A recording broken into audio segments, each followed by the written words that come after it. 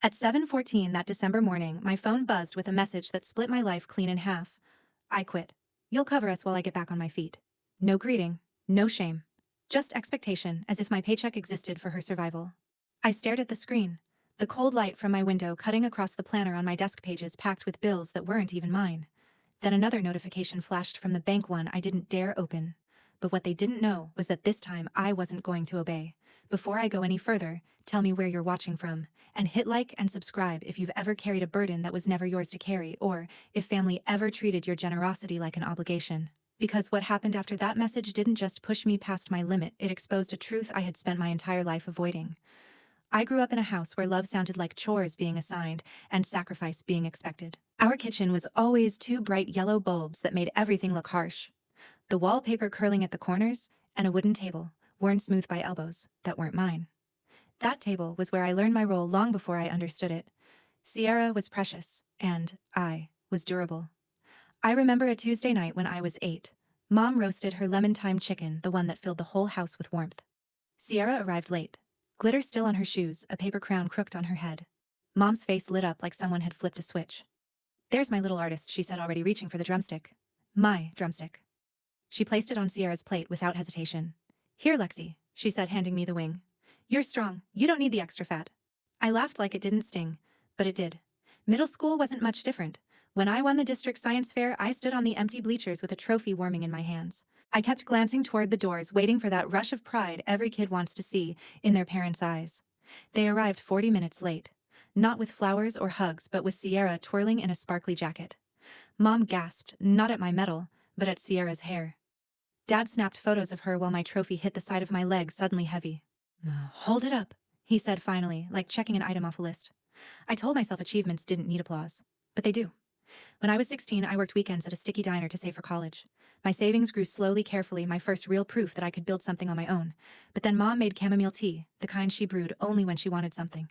"Sierra needs help," she whispered, sliding a withdrawal slip across the table. "Her art retreat will change her life." I knew what she wanted. I signed anyway. The money disappeared into Sierra's Colorado trip. She returned with nothing but selfies and a watercolor that looked like a bruise. I never saw my savings again. Then there was the night Mom called crying about Dad's medical tests. I panicked, transferred money before she finished explaining. A week later at a barbecue, Aunt Meredith casually mentioned that Mom and Dad had put money into a can't-miss investment that turned out to be a scam. I stood there with a soda sweating in my hand while they laughed about it like it was an inside joke. The punchline was me. The pattern became a rhythm, one I didn't realize I'd been dancing to for years. Sierra needed help with rent. Sierra's card declined. Sierra's creative emergency. And every time I stepped in pretending it didn't drain me. But the moment that burned itself into my memory didn't involve money at all. Sierra once called me from outside a club, crying, freezing, claiming she was stranded. I rushed over in sweatpants. When I arrived, she was laughing with Evan under neon lights, posing for videos. She saw me and rolled her eyes. "Relax, Lex. You're so intense," Evan added. "She's the mom friend. Every family needs one." They slid into my car smelling like perfume and arrogance. I didn't know it that night, but their laughter would echo in the moment everything finally snapped. There was one winter memory that still hits like a slap. Christmas Eve. The house smelled like cinnamon and pine carols drifting from Dad's old stereo. Sierra floated down the stairs in a sequined red dress, catching every light in the room. Mom whispered, "My beautiful girl," like she was seeing a miracle. Dad filmed her twirling while I sat on the couch holding my wrapped gift like a prop. Sierra tore into a brand new DSLR camera, something I'd wanted for years. Mom rested a hand on my shoulder and handed me a small box wrapped in reused paper. "You're practical," she said. Inside was a gray scarf, itchy and thin. "You don't need fancy things." I thanked her. Of course I did. By adulthood, the family dynamic wasn't a pattern anymore. It was policy. Sierra's problems were urgent. Mom's worries were sacred. Dad's silence was respect, and my boundaries were selfish. My phone buzzed constantly with little emergencies that always ended in the same place, my wallet. The turning point came quietly, disguised as an ordinary visit. I stopped by the Reed house to drop off a tool set Dad needed. A delivery truck pulled up carrying a pristine white box tied with black satin. Sierra's name was printed in elegant lettering. She snatched it before the driver could speak. "It's sponsored," she said, too fast, hugging the box like a secret. Evan strolled out behind her, shirtless, filming himself. "We're building her brand," he said. "Support goes both ways, you know." Mom poked her head out the door. "Bring it in, Sierra, before your sister starts questioning everything again." The box wasn't the problem. Their tone was. But the moment everything shifted happened weeks later. A call from the bank, the background noise of keyboards and printers buzzing. "Miss Reed, we're calling to confirm your recent application." My stomach dropped. "What application?" "The $22,000 equipment loan. The documents list your name and signature." I stared at my own reflection in the monitor, exhausted eyes, pulled tight shoulders, a life built around keeping everyone else afloat. "I didn't apply for anything," I said. That night, I confronted Dad in the garage. The air was cold, smelling of oil and metal. He wiped his hands on a rag, avoiding my face. "Your mom didn't want you stressed," he muttered. "Sierra was struggling. We thought she'd pay it back." We thought. Pay it back. I left without responding. 2 days later, Cole saw right through me at a cafe. He watched me pick apart a muffin, hands shaking. "You can't keep living like this," he said. "I don't have a choice." "You do," he insisted. "You just don't think you're allowed to take it." He was right. But I didn't know how to walk away from a family I'd been raised to hold up. The final warning sign came the night before everything cracked. Sierra posted a story, mascara, perfect voice trembling, saying, "Some people don't want to see you win." Mom stood behind her, nodding like a preacher. "Pray for Lexi," she said. "She's lost." Lost. I should have seen what was coming, should have recognized the storm gathering, but I didn't. Not until the next morning, when Sierra sent the message that detonated everything. The weeks leading up to December didn't feel like rising tension, they felt like pressure collecting in a sealed room. Quiet, slow, dangerous. Every small demand from my family settled on my shoulders like another brick, and I kept pretending it wasn't getting harder to breathe. It started with my credit card. A charge from an art supply store hit my phone, $184.29. I'd already changed the card months ago, but somehow Sierra still had access. I called her immediately. She answered like I was interrupting her life. "What? You used my card again." "It's just supplies," she snapped. "I'm building my portfolio. You should be happy for me. I didn't authorize." "Oh my God, Lexi. Relax. You make way more than me. Don't be greedy." Greedy. The word echoed long after she hung up. 2 days later, Mom called with that voice she saved for manipulation. Breathy, fragile. "Sweetheart, I hate to ask this, but I need help with medical tests." My heart jumped. "Are you okay?" "Don't worry about me," she said, already giving me the amount she needed, confident I'd transfer it without question. I did. A week later, Aunt Meredith texted me a photo of Mom and Dad at a church potluck, laughing about a can't-miss investment opportunity they'd tried. My medical money. The guilt she used to pull from me was automatic. But this time, it left a sour aftertaste. A few evenings later, I stopped by Dad's garage to return a tool set. The air was cold, smelling of oil and dust. As I walked toward the porch afterward, a delivery van pulled in. The driver carried a glossy white box with black ribbon, Sierra's name, scripted beautifully across the front. She rushed out before he could knock. Her eyes flicked nervously toward me. "It's sponsored." Evan appeared behind her, phone raised. "We're building her platform. Try supporting it." Mom's voice floated from the doorway. "Bring it inside, Sierra, before your sister makes a scene." A wasn't making a scene. I was standing still, freezing in the December wind, realizing my family didn't even bother hiding the fact that they lived in a world where I existed only to serve. But the next blow shook something loose inside me. The bank called on a Wednesday afternoon. My office hummed with holiday chatter, keyboards clicking, someone microwaving burnt popcorn. "Miss Reed," the representative said, "we're confirming your application for a $22,000 studio loan." My pulse dropped. I didn't apply for anything. "Ma'am, the documents have your signature." My throat tightened. "Send them to me." When the email came through minutes later, I felt the blood drain from my face. My name, my address, my signature copied from an old form. Sloppy but close enough. Identity theft. From inside my own family.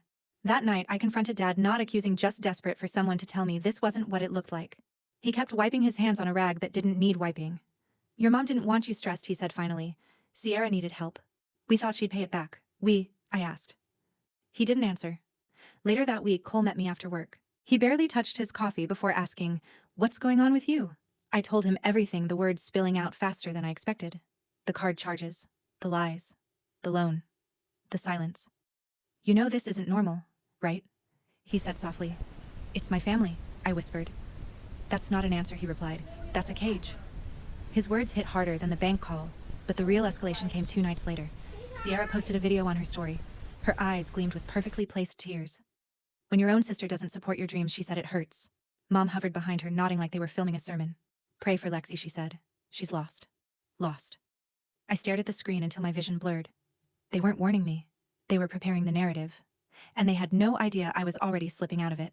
The final days before everything broke felt strangely calm, like the quiet before a storm you can smell, but can't see. I tried to keep my focus at work, tried to drown myself in deadlines, but every buzzing notification from my family pulled me back under. Then came Mom's message. Come by Sunday. We need to talk in person. Nothing good ever followed those words. When I arrived, the atmosphere in the Reed kitchen was thick. Too quiet for this house. Dad sat stiff at the table. Sierra leaned against the counter, arms folded. Evan hovered near the doorway, phone in hand, as if ready to capture whatever drama unfolded. Mom wore that soft, pitying smile, the one she used right before asking me for something enormous. Sweetheart, you look exhausted, she said, as if she hadn't caused half of it. We've been discussing Sierra's future. My stomach sank. Mom continued. Her old job was crushing her spirit. She needs space to grow. She reached over and squeezed Sierra's hand. Then she looked straight at me. We think it's time to help her open her studio. I kept my voice steady. Okay, help her how? Mom slid a folder across the table. We need you to co-sign a loan. Just a small one.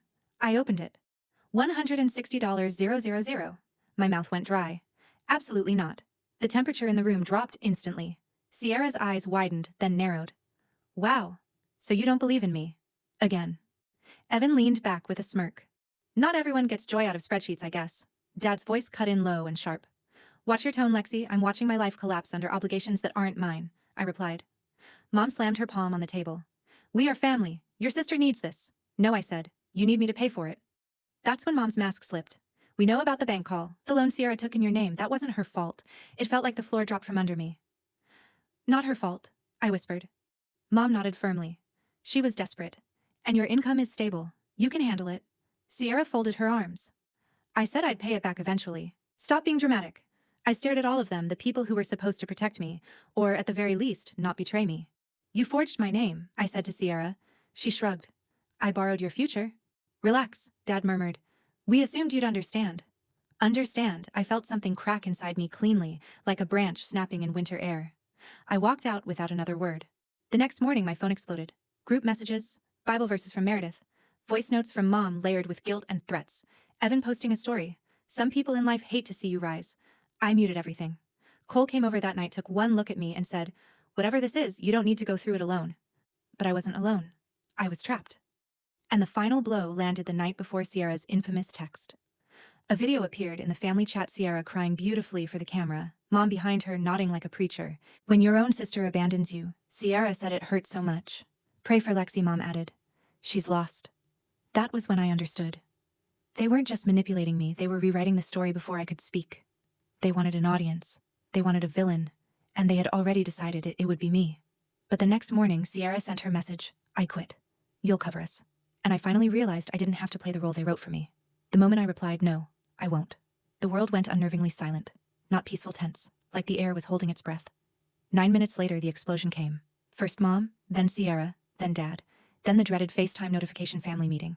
They never called those unless they wanted to corner me. I accepted. The Reed kitchen snapped onto my screen, too bright, too staged, like they had rehearsed this. Karen stood front and center, arms folded, jaw tight. Greg sat stiff at the head of the table. Sierra perched beside him, mascara perfect despite her crying. Evan lurked in the background, recording something on his phone because of course he was.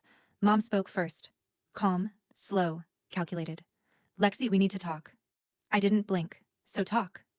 Sierra sniffed loudly. You humiliated me this morning. You sent me a demand, I said. I declined. You never support my dreams, she said, voice trembling like she was auditioning for sympathy. You didn't even ask why I quit. I kept my tone flat. Fine. Why did you quit? It was toxic, she said. I was suffocating. Evan jumped in. Creators shouldn't waste their lives in cubicles. I cut him off. I wasn't talking to you. His smirk faltered. Mom slammed her hand on the table. Enough. This attitude is exactly why we called. Your sister needs help, and we have a solution. She lifted a folder and tilted it toward the camera. My name was printed on the front. My stomach tightened. What is that? Greg answered. The loan documents. You'll co-sign today. I opened my mouth, closed it, opened it again. How much? Mom said it like the number meant nothing. Only 160,000.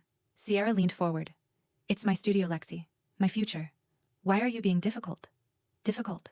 My voice finally rose cold and sharp. You forged my name on a $22,000 loan, Mom snapped back, because she was desperate and you make enough to cover it. I stared at her. That's not desperation. That's theft. Sierra scoffed. Oh my God, you're so dramatic. You stole my identity. I borrowed it. She corrected, actually rolling her eyes. You act like it's the end of the world. Evan muttered. She likes feeling superior. I leaned closer to the camera, my voice dropping to a dangerous calm. No. I like feeling in control of my own life, something none of you have ever allowed me to have. Greg pushed back his chair. Watch your tone. I snapped back instantly. No, watch yours. Silence. Real silence. The kind that makes everyone realize the script has changed. Mom's face hardened. If you walk away now, don't come back. Do you understand me? And that was it. The line they'd used for years. The threat that kept me obedient. The hook in my chest. But now, it didn't catch. I felt something inside me settle like a puzzle piece clicking into place. I let out a breath and said the words that ended it all. You didn't raise me to say yes. You raised me to survive being alone. Sierra burst into tears. Greg's face reddened. Mom stared at me like she didn't recognize me. I didn't let them speak. I ended the call, closed the laptop. And just like that, decades of chains fell silent. Not gone yet, but cracking. When the call ended, the apartment didn't feel empty. It felt cleared out like someone had finally opened a door in a smoke-filled room. My laptop still sat on the table, lid warm, but the heaviness it carried for years was gone. Or maybe it had finally shifted back to its rightful owners. I stood there for a moment, letting the silence settle. No buzzing demands, no guilt waiting to pounce, no one crying for money or sympathy, just quiet. My phone buzzed once, Mom's voicemail, then twice Sierra, then Meredith with scripture, then Evan. Good luck living with yourself. Delete, delete, delete. I opened my laptop not for them, but for the one thing they never expected from me, a future of my own. The Amsterdam contract was still open. I'd stared at it for weeks, too afraid to choose myself. This time, my hesitation lasted less than a breath. I clicked accept. The confirmation chimed softly, but it hit like thunder. Next came the cleanup. I logged into my bank account's phone plan insurance portals. Every recurring payment tied to them, every leash glowed on the screen. One by one, cancel, remove, deactivate. Each click felt like cutting another thread that had been wrapped around my throat since childhood. Then I made the call I'd been putting off. The lawyer's voice was calm, clinical. Identity fraud is serious, he said. If someone forged your signature, they'll be held accountable. I didn't explain that the culprit shared my last name. I didn't need to. He'd see it soon enough. By the time I zipped my suitcase, the apartment felt different, brighter. Like the walls themselves understood I wouldn't be carrying anyone else's life on my back anymore. My phone buzzed one last time. A text from Mom. We won't forget this. For decades, that sentence would have gutted me. This time, my fingers didn't shake when I typed good. Neither will I. Then I powered off my phone, grabbed my suitcase, and stepped into the cold hallway. They thought losing me was punishment. They'd never considered the possibility that it was freedom. A week later, I stood in a small apartment overlooking an Amsterdam canal, watching the water move quietly under the gray winter sky. For the first time in my life, the silence around me didn't feel like abandonment. It felt earned. I brewed my own coffee, paid my own bills, made my own choices. No guilt. No noise. No chains. If you've ever felt like the outsider in your own family, hit subscribe. Leave a comment. Tell me your story. Because if there's one thing I've learned, walking away isn't the end. Sometimes it's the beginning.